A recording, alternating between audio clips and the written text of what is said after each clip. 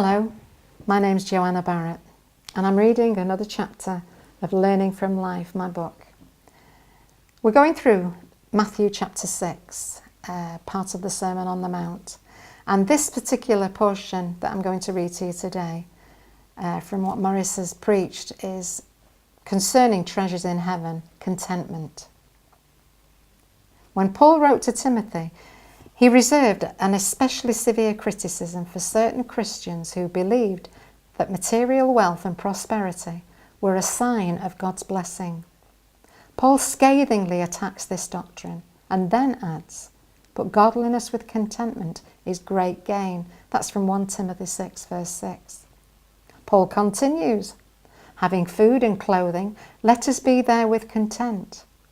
They that will be rich fall into temptation, into many foolish and hurtful lusts. For the love of money is the root of all evil, which while some coveted after, they have erred from the faith. But thou, O man of God, flee these things." The exhortation is unmistakable and pointed, and we should take it personally. Treasure in heaven means exactly the same as treasure on earth, material things. When Jesus returns to reign on earth, he will bring the treasure that we have stored up with him. In Revelation 22 verse 12, Jesus says, "Behold, I come quickly, and my reward is with me, to give to every man according as his work shall be." Values will be reversed. Christians who are saved by grace, but who laid up treasure on earth, will lose out in the kingdom.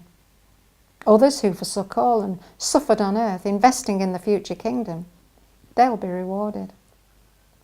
Striving after prosperity in this life is, in the end, pure frustration. Even the fabulously wealthy King Solomon found that. But laying up treasure in heaven will yield great contentment, great satisfaction, and great reward. What started off for me as a brilliant, unselfish idea became the very foundation for my way of life. I just happened to be around at the right time to observe a family in a time of crisis and witness the way they handled it. I had two friends who were sisters, and they had an invalid mother, and their father, who was the minister of my church, he didn't receive a realistic salary. So they decided at one of their family meetings that one daughter should go out to work and the other daughter should stay at home to look after their mother and take care of all the responsibilities which she could no longer cope with. Well, at the end of the month, they would pool the wages from the minister and the working daughter to pay all the bills, allocate money for the coming months, food and travel, etc. And if there was anything over, they'd split it 4 ways so that they could all have some personal spending money. Sometimes with the money remaining from their overheads, they would purchase some household item which needed to be replaced, but everything was done through this one purse. There wasn't usually much left over after all the bills and expenses had been accounted for, but for the first time in all her married life, the mother was actually receiving personal money, which she could use in any way she pleased. Well, years after this incident, I was in the unfortunate, for me, position of being completely supported by a family who were already very stretched financially.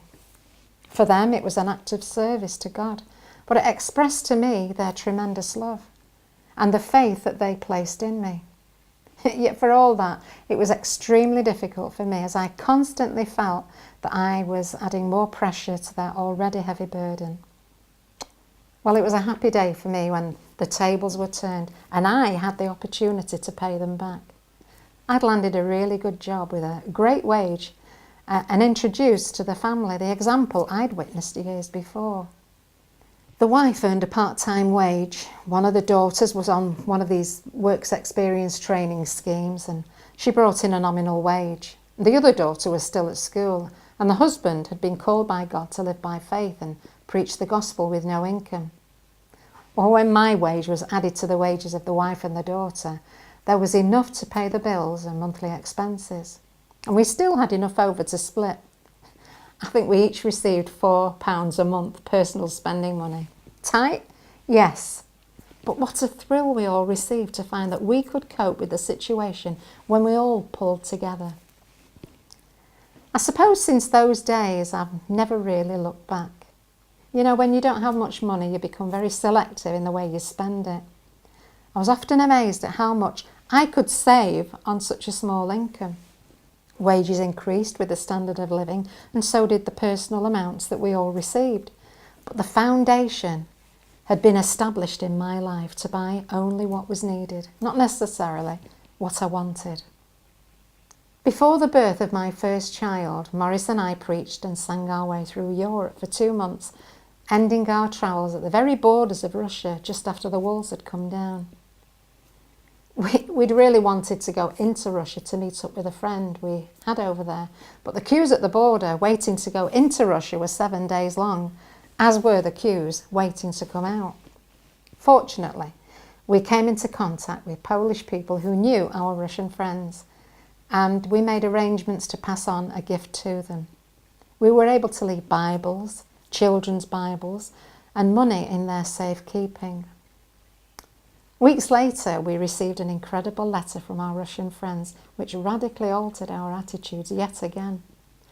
They were delighted with the Russian Bibles, as we'd expected, but what we didn't realise was just how valuable our meagre gift of £100 was to them. It was apparently the equivalent of 2 years' wages for the average working man. When they'd exchanged it into Russian money, they were able to pay a considerable amount towards the cost of building their church, and the husband had been enabled to buy his new wife a coat. Well, Maurice and I were in tears when we read the letter. We'd almost been embarrassed at only having £100 to leave with them instead of some really significant sum. We hadn't anticipated that our widow's mite could achieve in the hands of someone from another country such a great deal. Just goes to show, we may not be able to afford Reebok trainers or even Nike t-shirts, but even half of what we would thoughtlessly spend on these items would keep a pastor and his whole family for more than a month. Surely, this is worth some consideration. For years, I never had to consider what happened to my wage. It just went into the pot and was not counted as money which I personally had any say over. But I've been amazed at the way God has looked after me, my husband and my children. We live as frugally as possibly we can in the household, and that goes for those who've lived and worked with us also, so that we can get out the message God has burdened us with and support some who are in more difficult situations in undeveloped countries and others who are in a similar position to us, living by faith and serving God. It's good to remember that we're meant to trade with what we have been given and use it wisely to further the kingdom. When reading the Bible, I noticed how easy it seemed for some people to give everything when they had either little or practically nothing. On one hand, the rich young ruler who, after receiving a direct instruction from Jesus himself on how he could become perfect, went away desperately saddened because he couldn't bring himself to sell what he had and give to the poor. But on the other hand, there was the widow Elisha was sent to, who only had enough oil and flour to make the last cake for her son and herself to eat before they starved to death. Elisha asked that she fed him first before taking care of her son, which seemed most unreasonable. But she had nothing else to lose other than one last meal. Hers and her son's death would just come a little sooner, that's all. But if her tiny amount of faith had foundation, then what could she gain if she gave to God what he asked? Then again, there was that poor widow in the New Testament who cast 2 mites into the offering. She was condemned by the judgmental people who looked on, but was commended by Jesus, who knew that she had given everything she had. Consider also the woman who broke the alabaster box and poured ointment on Jesus' feet. She too was condemned for this wasteful act. Peter had no funds to give to the lame man outside the temple, but what he did have, he gave freely, and the lame man was healed. Giving to God because we love him will not go unnoticed. It will one day be rewarded. And how do we give to God? By looking after others. If you can't love your brother who you do see, How can you love God whom you don't see? If you're on the breadline, you are a prime candidate to receive tremendous riches in heaven. Not because God feels sorry for you and your plight down here, but because any little effort that you make to sacrifice will be greatly amplified because you haven't much to give. What we have has not been given for our own personal benefit alone, but that we should share it with others, be it wealth, talents or gifts. Jesus said we had to love our neighbour as ourselves, didn't he? Well, do we? It's very rare to come across this quality in people. Perhaps the one person who stood out in our modern age was Mother Teresa. She identified in every way with those that she ministered to, whilst usually people live on a higher plateau to those they're trying to help. Seems to make them feel better equipped for the task, I suppose. In 2004, on a visit to Uganda, Maurice and I met Frank Masika, a Christian pastor who had been married for about 18 months, and his wife was around 3 months pregnant with her first child. He apologised to us for not being able to comply with our request to put us up in his home, as he said he had no room, but he did invite us for a meal. Well, when we visited his home, we realised why he couldn't accommodate us. He lived in this small house with only 2 rooms, a lounge and a bedroom. There was no kitchen or bathroom, and his wife cooked all his meals outside on a little camping stove on the tiny porch.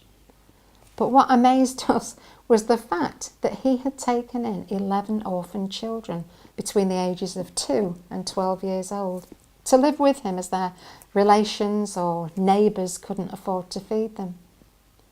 This type of giving is not understood by those of us living in the West. We give what we think we can afford, and we have plenty in the bank for our rainy day. But this man and his wife were sharing what they had. They were poor themselves. He had no transport to do his pastoral work and could only afford 1 meal a day, but they were willing to share what they had with others who had nothing. When we realise what small amounts of money can do for people in other countries, where lack of Bibles, starvation, malnutrition, disease, and earthquakes are rampant, it becomes very difficult to spend money on trivialities and luxuries. On one trip to America, I came across a minister who'd been to China with members from his church. They'd witnessed firsthand the deprivation of those people. Whilst the church group were eating their meal in the McDonald's restaurant in Beijing, the starving children would be staring in at the windows, watching every mouthful of food that they were eating. On returning to their homes in America, they shared with everyone they came into contact with what they'd seen with heartfelt compassion. Yet they still trashed food from their tables because it was superfluous to their requirements. Surely, when we've been exposed to needs, we should buy less and save trash in the excess so that we can give a little to those who are completely without. It's actually the starting to live like this that's difficult. Once you get into this way of thinking, it becomes easy. Allow your conscience to prick you when you take a fancy to buy what you don't need and go along with the impulse to put that money to one side for a worthy cause. You'll be amazed at how quickly your attitude can change. And there is so many people needing help. And if you need help thinking of someone in need, write to us and we'll put you in touch with genuine people who will use your money for the purpose it's been intended for, rather than lining someone's pocket and paying staff administration wages. But don't continue to live for yourself alone. Lay down treasure in this life and start putting your finances and resources into the heavenly bank. The interest is both high and secure, I can assure you. God bless you.